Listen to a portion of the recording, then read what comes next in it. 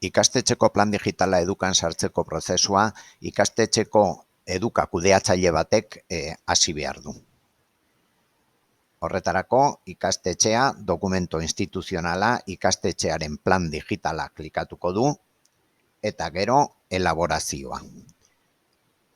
Behin hori egin ondoren, hasi programazioa egin beharko du eta departamentoko txantiloia hautatu, baita hizkuntza bat ere.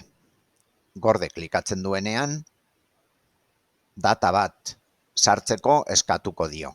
Data hori upoarekin erabat lotua egonen da eta balioko digu gero planaren jarraipena egiteko. Data bat edo data bat baino gehiago jar daitezke.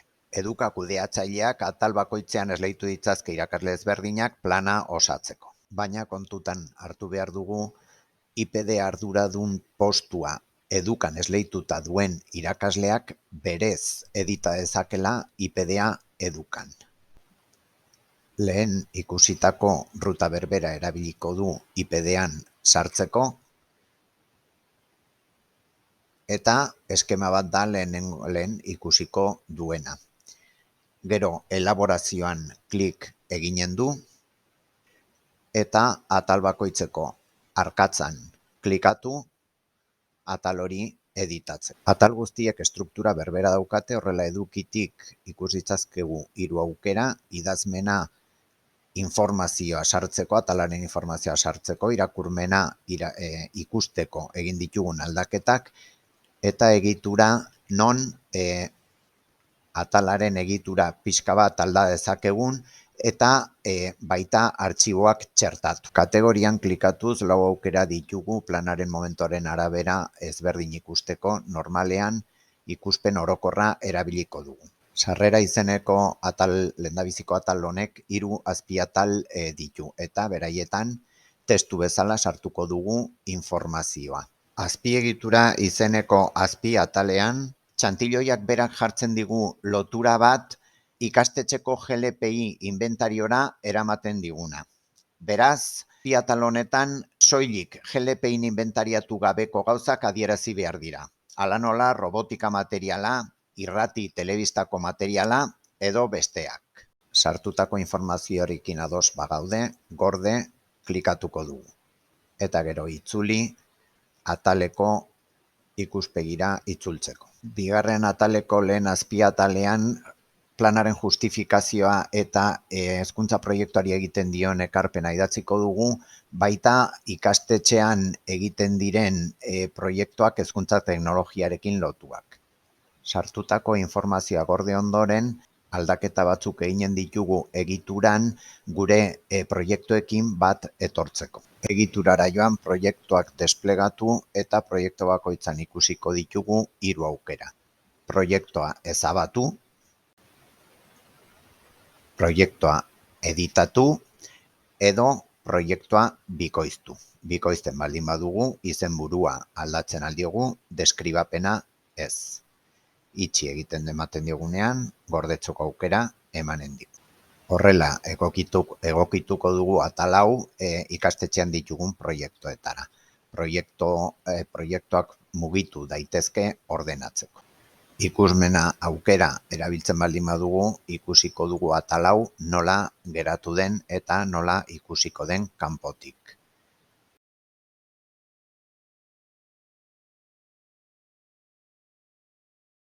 Hirugarren atala selfiearen informazioarekin osatuko dugu. Dagoen azpiatalean selfiearen alderdi deigarrienak testu moduan sartuko ditugu, idazmena aukeratik.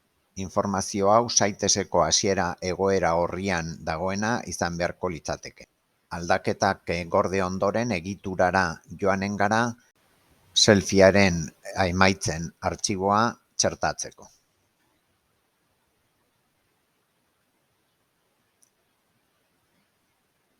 Gure ordenadoretik hautatuko dugu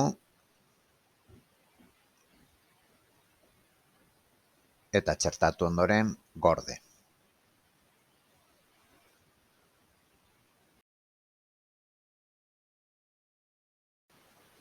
Laugarren atala da luzeena 8 eremuei buruzko informazioa sartuko baitugu. 4.0 azpiatalean amia helburuak ekintzak fitxategia txertatuko dugu. Lehendabiziko idatziko dugu testu labur bat eta gero txertatuko dugu artxiboa. Gogoratu, artxibo txertatzeko modu bakarra dela egituratik. Gure ordenadoretik hartu eta txertatuko dugu.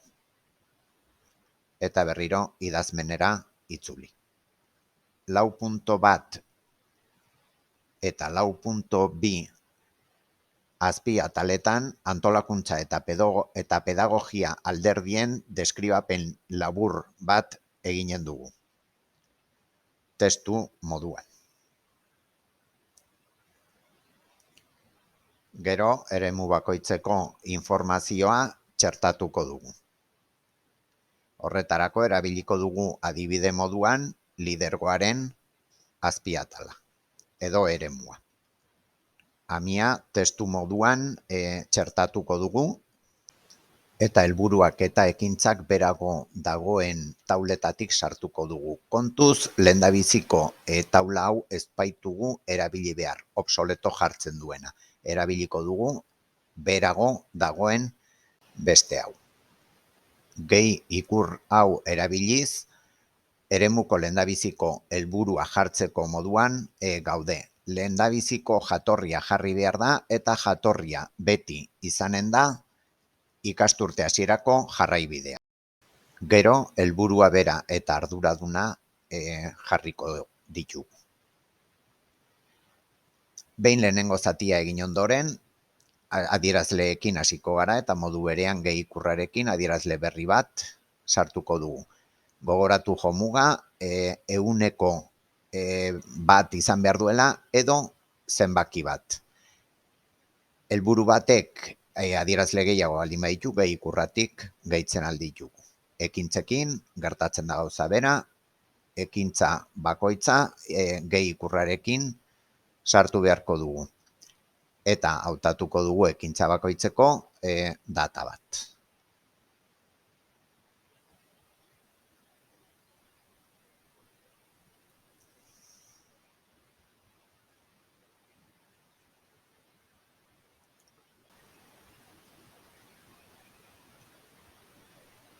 Balorazioa eta hobekuntza printzipioz datorren ikasturtean eginen dira helburuak neurtzen ditugunean. Horrela osatuko dugu helburuen eta ekintzen taula hau. Jarraipena hutsik agertzen da, programazioa hasi genuenean datarik ez genuelakoz jarri jarraipen hori egiteko. Helburua bete den edo ez, ebaluaziotik adieraziko dugu. Gogoratu sartutako informazioa gorde egin behar dela. Programazioa hasterakoan edo geroago upoarekin lotutako datak adierazi ezkero, taulan horrela ikusiko genuke eta ekintza bakoitzak edukiko lituzke 4 aukera jarraipena egiteko. 5. atalean IPDA argitaratu baldin badugu web orri batean, hemen web orri horren lotura jarriko dugu. Honekin lotuta erran beharra dago, atal guztietako azpiatal guztietan aukera dagoela lotura bat itxasteko. Nahi baldin badugu Driven dugun artxibo baten lotura itxasi, adibidez.